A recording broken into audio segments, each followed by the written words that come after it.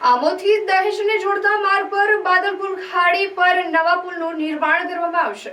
આ કામગીરીના કારણે ચાંચવેલથી મુલેર સુધીના રસ્તાને 90 દિવસ માટે વાહન વ્યવહાર માટે બંધ કરવામાં આવ્યો છે। દહેજ જીઆઈડીસીમાં અવરજવર કરતા વાહનોની સંખ્યામાં નિરંતર વધારો થઈ રહ્યો છે। વાહનોની વધતી સંખ્યાના કારણે ટ્રાફિક જામની સમસ્યા વિકટ બની છે। આ સમસ્યાનો હલ લાવવા માટે નવા માર્ગો બનાવવામાં આવી રહ્યા છે।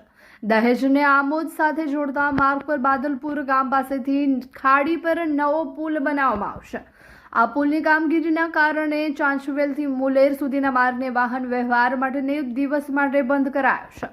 માર્ગને બંધ કરવામાં આવતા વાહનોને ડાયવર્ઝન આપવામાં આવ્યું છે।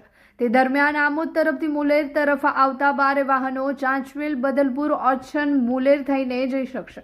તેમજ મુલેર તરફથી આમોદ તરફ આવતા ભારે વાહનો ઓછન બદલપુર ચાંચવેલ આમોદ થઈને જઈ શકશે। આ જાહેરનામાનું ભંગ કરનાર વ્યક્તિ ગુજરાત પોલીસ અધિનિયમની કલમ 131 હેઠળ શિક્ષાને પાત્ર રહેશે।